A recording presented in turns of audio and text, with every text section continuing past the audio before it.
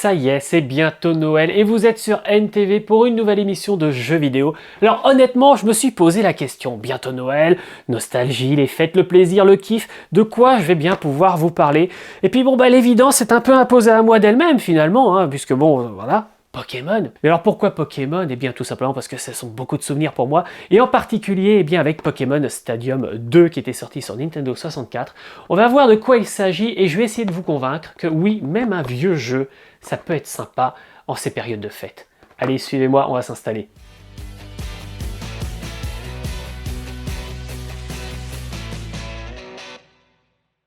On est parti donc, Pokémon Stadium 2, des gros souvenirs, voilà, beaucoup de plaisir, beaucoup de kiff avec ce jeu.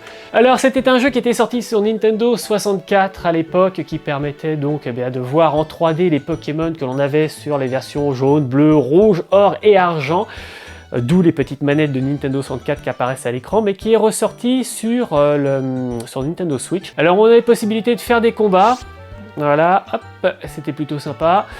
Là on va aller faire un petit tour, voilà, à White City, la zone intéressante avec le stade qui permettait donc de faire des jeux de combat en 3D, la tour Game Boy qui nous permettait de jouer à notre Pokémon or ou argent sur l'écran de la télévision. Comme ça on avait les pixels des Pokémon en encore plus gros. C'était magique. On avait la chambre qu'on pouvait décorer, voilà, parce qu'on obtenait des éléments de décoration, des tapis, des tableaux, des machins, des trucs. Bon, c'était sympathique. Là, évidemment, il y a beaucoup d'options qui ne sont plus possibles depuis, évidemment, le transfert sur Nintendo Switch. On avait les mini-jeux. Qu'est-ce que j'ai pu passer comme temps sur ces mini-jeux en famille? Et je vous conseille d'y jouer en famille si vous l'avez, c'est très kiffant, on va y aller. On avait les combats libres pour pouvoir jouer de 1 à 4 joueurs, donc chacun devait ramener sa manette de Nintendo 64 et son énorme deck qu'elle est en dessous avec la cartouche, et ça permettait comme ça de jouer directement à 4 pour faire des combats. Donc le stadium, on va aller voir quand même qu'on se rende compte un petit peu de ce que ça donnait. On va faire un prêt de Pokémon, et on me propose quand même quelques Pokémon, voilà. Allez, on va se mettre qui? On va se mettre Cerfrousse, c'est de Noël, j'aime bien, je le veux. On va se mettre un Cochignon. Il est thématique lui aussi. Alors, qu'est-ce qu'on va se mettre? Un Dracofeu, évidemment. Évidemment, un Dracolos. Allez, un Ectoplasma pour rendre hommage à notre bon vieux Sacha qu'on a suivi pendant 25 ans à la télévision et qui, voilà, dont les aventures sont maintenant terminées. Et mon petit préféré aussi, un petit Electek. Boum! Alors, je suis d'accord. On va pouvoir lancer le combat. Alors, pendant tout le combat, il y a le commentateur qui parle. Et qu'est-ce qu'on aimerait qu'il ne parle pas tout le temps? Très honnêtement. Alors voilà, regardez mon Dracolos comme il a fière allure. Alors évidemment, avec le regard actuel, on se rend compte que ça a vieilli, c'est de la Nintendo 64. C'est ancien, bon, mais pour l'époque, c'était une claque phénoménale de pouvoir voir enfin ces Pokémon comme ça en action, c'était vraiment génial. Alors, est-ce que je veux quitter? Oui, voilà, le but c'était de vous montrer, voilà, d'entendre le présentateur insupportable qui parle et qui parle beaucoup, et de voir surtout graphiquement un petit peu ce que ça donnait. Bon, ça a vieilli, mais ça passe encore, on est sur quelque chose qui reste qualitatif. On va retourner, voilà, sur notre bonne vieille zone, et on va aller tout en haut, à la fête foraine pour voir les mini-jeux qui étaient proposés. On avait déjà fait des mini-jeux de Pokémon Stadium, mais le premier du nom, c'était sur le salon Japanand. Vous pouvez d'ailleurs retrouver les vidéos sur le site NTV, sans aucune difficulté. Donc on avait des quiz pour tous, on avait des champions mini-jeux, et on avait joué à un mini-jeu. On va choisir quel mini-jeu. Donc on a possibilité de jouer à un ou plusieurs. Bon là évidemment on va choisir les ordinateurs parce que je suis tout seul pour l'instant dans mon bureau. Et voilà, on avait plusieurs petits jeux. Alors la difficulté là par contre c'est qu'on ne sait pas forcément de quoi il s'agit puisqu'on nous fait apparaître un Pokémon, c'est gentil. Alors là le but, ça je m'en souviens bien, voilà, on était soit un Scarabrute, soit un insécateur. Et il y avait des souches qui tombaient, il fallait appuyer sur le bouton couper au bon moment pour couper pile sur la marque qu'il y avait sur la souche qui nous tombait dessus.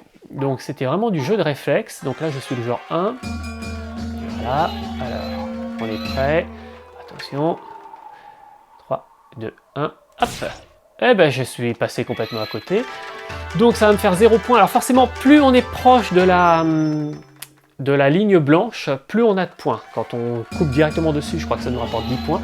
Et donc là dans mon cas où je n'ai absolument rien coupé parce que je n'ai pas du tout été dans les bons réflexes, c'était carrément moins 10 points.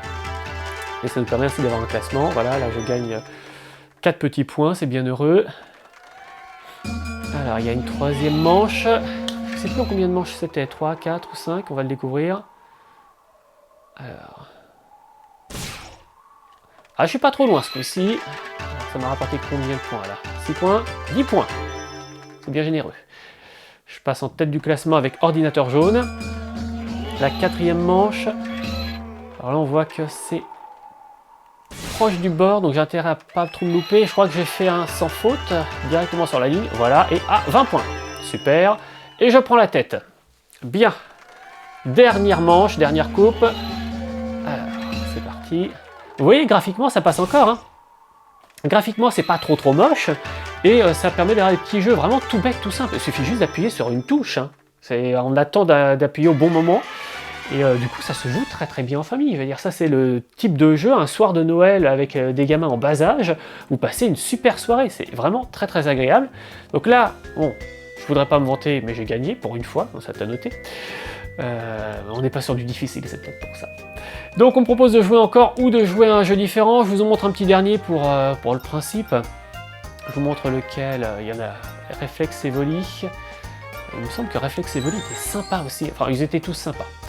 Honnêtement, j'ai passé vraiment de bons moments. Alors, bouton A pour foncer, bouton B pour faire des feintes. Il y a 5 essais, le plus haut score marque évidemment. Ok. Et il faut attraper le fruit. Bon, on va essayer de voir. Allez, c'est parti. Donc je suis le petit bonhomme. Ah oui, c'est ça. Donc le cap humain va lever la coupe d'un seul coup. Il faut que j'appuie sur le bon bouton au bon moment. Voilà. Donc là, c'était des fraises. Et on voit que Ordi jaune et moi, on en a eu 5 chacun parce qu'on a dû le faire en même moment.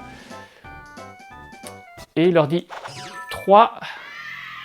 L'ordi vert, pardon, on a eu 2. Là, c'était un petit paquet de bonbons, mais je ne l'ai pas fait assez vite, donc je ne l'ai pas gagné. Si jamais j'appuie au mauvais moment, je vais me taper contre la petite caisse en bois et du coup, je vais me retrouver...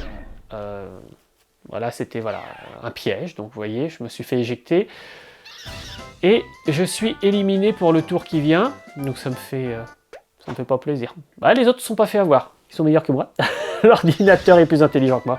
Oh la vache. Voilà, si jamais j'appuie trop tôt, je m'assomme contre, vous voyez, hop, je me suis assommé contre la caisse, et ce qui fait qu'après, le temps que je revienne sur la piste, eh bien, j'ai plus eu le temps d'appuyer sur le petit bouton A, et forcément, eh bien, j'ai pas pu avoir les fruits. Donc là, je suis bon 3e, et on a le petit ordinateur vert là qui est tout content. Vous voyez, là c'est encore tout bête, il suffit juste d'appuyer sur le bouton au bon moment. Donc voilà, c'est un univers mignon, ça se joue bien, c'est sympa. Et ça permet d'avoir des petits trucs sympas à faire en famille. Le balle-barrage aussi qui était sympa, j'ai passé des heures dessus. Alors là, ce coup-ci, c'est avec le stick, on va à gauche, à droite, avec le bouton A, on tape. Et le but, c'est tout simplement de renvoyer la balle vers les ennemis et de ne pas, nous, encaisser de but dans notre camp. Donc vous voyez, moi je suis le petit monsieur mine bleu. Hop. Alors, en tapant, ça permet à la balle d'aller plus fort et on finit par envoyer plus de balles. Là, c'est pareil, on peut jouer à plusieurs. Hein. Là, je joue tout seul contre les ordinateurs, mais vous pouvez très bien jouer à plus. Et comme c'est sur Switch, c'est plutôt bien fichu, il y a moyen de jouer avec une seule partie de la manette. Puisqu'une Switch, on le sait, c'est composé de 2 manettes, hein, une à droite et une à gauche de la console. Et on peut très bien en avoir une pour soi, l'autre pour l'enfant, et comme ça on joue à 2 un soir de Noël. Enfin, voilà, et donc l'ordinateur et moi avons gagné.